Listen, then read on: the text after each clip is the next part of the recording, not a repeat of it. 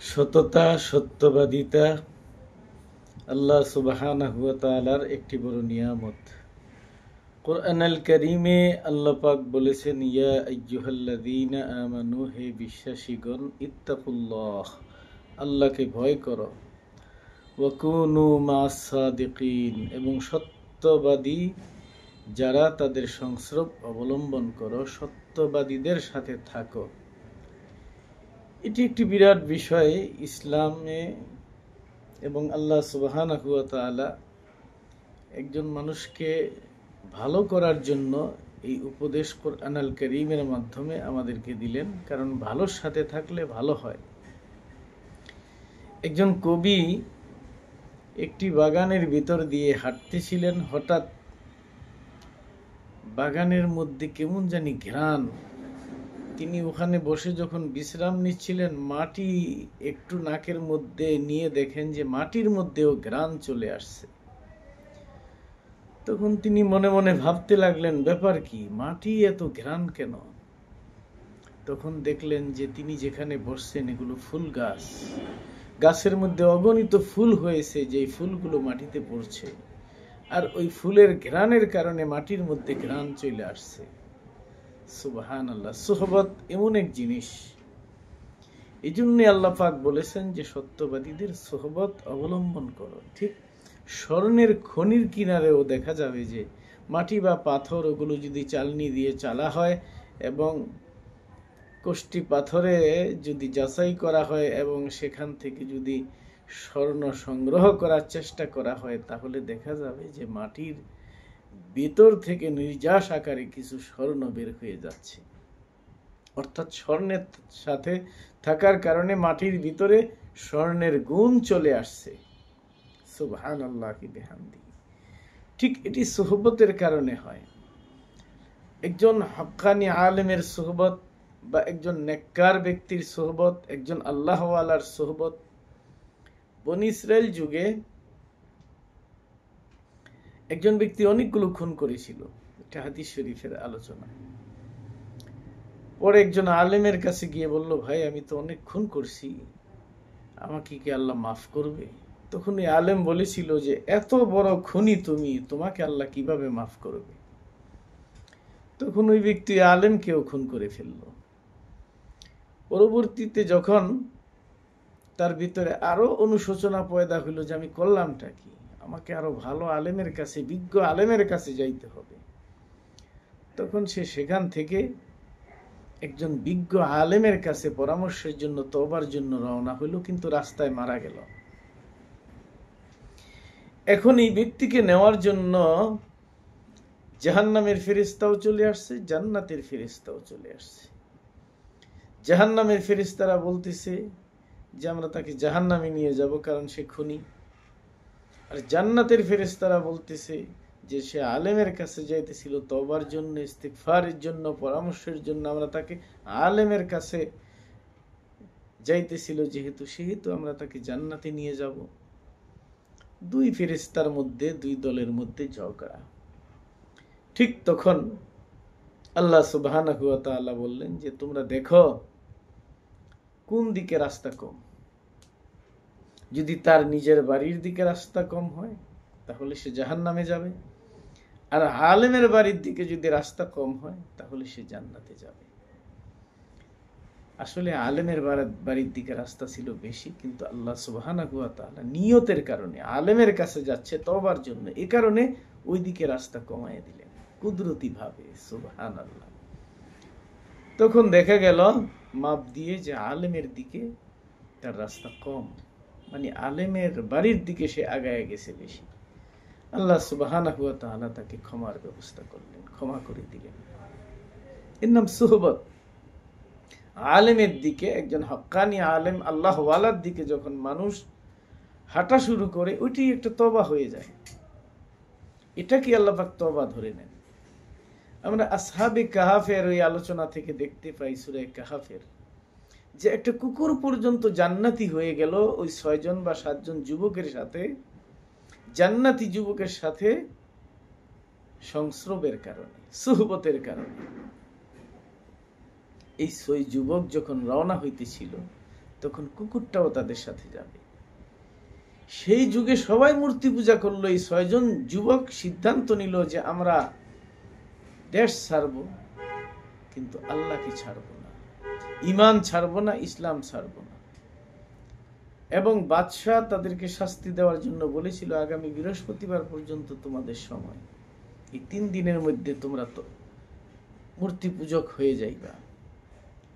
একেবারে শেষ দিন তারা সিদ্ধান্ত নিল যে আমরা আল্লাহর জন্য এই দেশ ছাড়ব, কিন্তু ঈমান ছাড়ব না। তারা যাওয়ার সময় এই কুকুরটা তাদের সঙ্গী হয়ে গেল। আল্লাহ সুবহানাহু ওয়া তাআলা দীর্ঘ পথে ক্লান্তির পরে তারা আরেকটি দেশের একটি গুহার মধ্যে গিয়ে আশ্রয় নিল, যে গুহাটি জর্দানের আম্মানে রাকিম নামক এলাকায়। কোরআন শরীফে রাকিম শব্দটা উল্লেখ আছে। আল্লাহ পাক বলেন, আম হাসিবতা আন্না আসহাবাল কাহফি ওয়ার রাকিম কানু মিন আয়াতিনা আজাবা। যে তুমি আম হাসিবতা আন্না আসহাবাল কাহফি ওয়ার রাকিম, রাকিম আর গুহাবাসী, এগুলো আল্লাহ পাকের একটি বিরাট নিদর্শন। যখন তার ওই গুহার ভিতরে গিয়া তারা ছিল ক্লান্ত, ঘুমিয়ে পড়ল, আল্লাহ সুবহানাহু ওয়া তাআলা ওই গুহার বর্ণনা দিয়েছেন, ওই কুকুরের বর্ণনা দিয়েছেন, সূর্যের বর্ণনা দিয়েছেন, যে তারা যখন সেখানে ঘুমাইল, মানুষ যখন আল্লাহর হয়ে যায় তখন গোটা কায়নাত মানুষের হয়ে যায়। মানুষ যখন আল্লাহর গোলামি করে তখন গোটা সৃষ্টিকুল মানুষের গোলাম হয়ে যায়, মানুষের গোলামি করে। ঠিক এই দৃষ্টান্তটা এখানেই। আল্লাহ পাক বলেন যে সূর্যের অবস্থা দেখো, সূর্য তো 9,30,00,000 মাইল দূরে, 13 লক্ষ গুণ বড় দুনিয়ার চাইতে। যে সূর্যের সামনে দুনিয়াটা একটা মার্বেল বলো না, এত ছোট। সেই সূর্য কি ডিউটি করলো? আল্লাহ সুবহানাহু ওয়া তাআলা বলেন, ওয়া তারাশ শামসা ইযা তালাআত তাযাওয়ারু আন কাহফিহিম যাতাল ইয়ামিন ওয়া ইযা গরাবাত তাকরিদুহুম যাতাশ শিমাল। যে সূর্যকে আল্লাহ বলে দিলেন, তুমি যখন উঠবে তখন একটু ডান দিকে পাশ কাটিয়ে উঠবে, আবার যখন তুমি অস্ত যাবে তখন একটু বাম দিকে পাশ কাটিয়ে অস্ত যাবে, যাতে করে আমার এই বান্দাদের ঘুমের কোনো ডিস্টার্ব না হয়। সুবহানাল্লাহ। এত বড় সূর্যের ডিউটি পর্যন্ত এতদিন যেভাবে ছিল সেটা চেঞ্জ করে দিলেন আল্লাহ, যাতে করে তাদের ঘুম ওখানে জারি থাকে। কুকুরটার অবস্থা কি ছিল? وَكَلْبُهُمْ بَاسِطٌ ذِرَاعَيْهِ بِالْوَصِيدِ لَوِ اطَّلَعْتَ عَلَيْهِمْ لَوَلَّيْتَ مِنْهُمْ فِرَارًا وَلَمُلِئْتَ مِنْهُمْ رُعْبًا। সুবহানাল্লাহ। কুকুরটা যাকে তারা নিতে চাইতেছিল না, যুবকেরা বলতেছিল তুমি ডিস্টার্ব করবে, ঘেউ ঘেউ করবে, মানুষ জানান দেবে, পরে বাদশা আমাদেরকে আইসা শাস্তি দেবে। এই কুকুর যখন তারা ওই যুবকের সাথে যখন চলে আসলো, এখন কুকুর কি খেদমতটা করতেছিল ওই যুবকদের দেখেন। আল্লাহ পাক বলেন যে কুকুরটা গুহার কিনারে এমন ভাবে বসলো, পাগুলো সামনের দিকে দিয়ে বড় বড় চোখ করে এমন একটা খাপ পেতে বসলো। আল্লাহ পাক তার প্রিয় নবীকে বলতেছেন, হাবিব আপনি যদি এই দৃশ্য দেখতেন, কুকুরের অবস্থা এবং অবস্থানটা দেখতেন, তাহলে আপনি পেছন ফিরে পলাইতেন। ওয়ালা মুলিতা মিনহুম রুবা, তার প্রভাবে আপনি আতঙ্কিত হয়ে যেতেন। এটা ছিল কুকুরের অবস্থা। গুহার অবস্থা, ওই 6 যুবকের অবস্থা কি ছিল? আল্লাহ পাক বলেন যে ওয়াতাহসাবুহুম আইকাযান ওয়া হুম রুকুদ وَنُقَلِّبُهُمْ ذَاتَ الْيَمِينِ وَذَاتَ الشِّمَالِ। তাদের অবস্থা এমন ছিল যে আপনি যদি তাদের দিকে তাকাইতেন হাবিব, তাহলে দেখতেন তারা জাগ্রত অথচ তারা ঘুমন্ত। দীর্ঘ ঘুম তারা ওখানে দিয়েছে, আমি তাদেরকে পাশ ফিরিয়ে দিছি, ডান থেকে বাম, বাম থেকে ডান। তো এই ব্যবস্থা এই যুবকদের জন্য কেন করা হলো? একটা কারণে, যুবকরা ঘর ছেড়েছে, বাড়ি ছেড়েছে, নিজেদের স্বজন ছেড়েছে। কেন ছেড়েছে? আল্লাহর জন্য ছেড়েছে। আল্লাহর জন্য যারা এভাবে ছাড়তে পারলো, আল্লাহ সুবহানাহু ওয়া তাআলা তখন গোটা সৃষ্টিকুলকে, সূর্যকে, কুকুরটাকে, গুহাটাকে, পরিবেশকে, অক্সিজেনকে এবং তার শারীরিক সক্ষমতাকে আল্লাহ সুবহানাহু ওয়া তাআলা তাদের পক্ষে এনে দিলেন, তাদের গোলাম বানিয়ে দিলেন।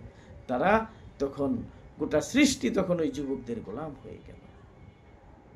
কথাটা এখানে এই জন্য ছিল যে সোহবত। একটা কুকুর তাদের সোহবত পাওয়ার কারণে, কুকুরটার অবস্থা কি হলো? আল্লাহর নবী বলেছেন, প্রিয় নবী বলেছেন যে এই কুকুরটা, এই 6 যুবকের সোহবত ইয়াফতা হওয়ার কারণে আল্লাহ পাক এই কুকুরটাকে জান্নাত দান করবেন। সুবহানাল্লাহ। কুকুরের তো কোনো জান্নাত জাহান্নাম নাই, পশু পাখির কোনো জান্নাত জাহান্নাম নাই, কিন্তু এই কুকুরটার জন্য জান্নাত আল্লাহ পাক ওয়াজিব করে রেখেছেন। তো সেই ঘটনা, সেখানে যখন তারা ঘুমাইলো, ঘুম থেকে উঠলো, তখন তারা বলা বলি করতেছিল যে কতক্ষণ ঘুমাইলাম আমরা। আল্লাহ পাক কোরআন শরীফে সেটা তুলে ধরেছেন। তারা ভাবছিল যে একদিন ঘুমাইছি বা একদিনের চেয়ে কম ঘুমাইছি। আল্লাহ পাক বলেন, ওয়ালাবিসু ফি কাহফিহিম 300 সিনিনা ওয়াজদাদু 9, যে তারা সেখানে 300 বছর ঘুমাইছে। ওয়াজদাদু 9, আর 9 বছর ঘুমাইছে, অর্থাৎ 309 বছর আল্লাহ পাক ওখানে ঘুম পাড়ায় রেখে দিলেন।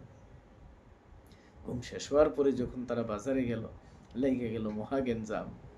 309 বছর আগের পয়সা দিয়ে যদি আপনি এখন বাজারে কিছু কিনতে যান, পারবেন কিনতে? বাদশার কাছে নালিশ গেল। বাদশা সমস্ত ঘটনা যখন শুনলেন, তখন আল্লাহ পাক এই মেসেজও এই ঘটনার মধ্যে দিয়ে দিলেন যে দেখো, 309 বছর পরে আমি আল্লাহ এদেরকে যেভাবে উঠাইলাম, কিয়ামতের দিন আমি আল্লাহ ঠিক ওইভাবে মানুষগুলোকে উঠাবো। এবং খাওয়া দাওয়া ছাড়া, কোন রকম পানি পর্যন্ত তারা খায় নাই।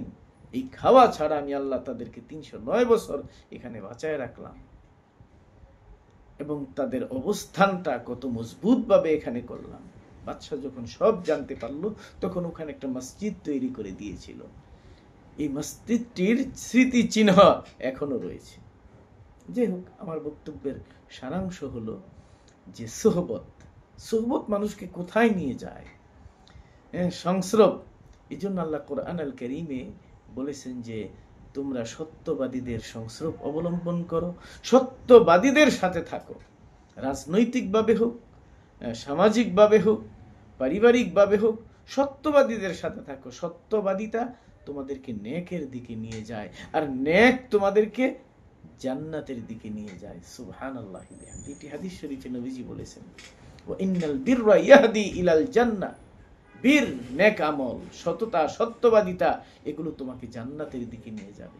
কিন্তু আমরা দেখছি আজকে মানুষ সৎ এবং সততা, সত্যবাদিতা থেকে অনেক দূরে থাকতে চায়।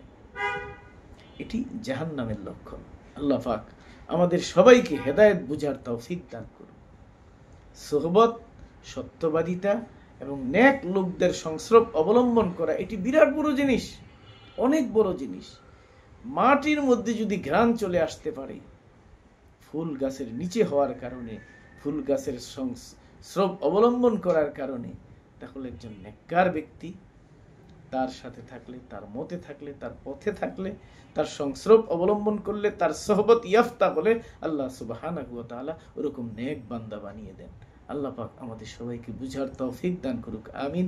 ওয়া আখির দাওয়ানা আনিল হামদুলিল্লাহি রাব্বিল আলামিন।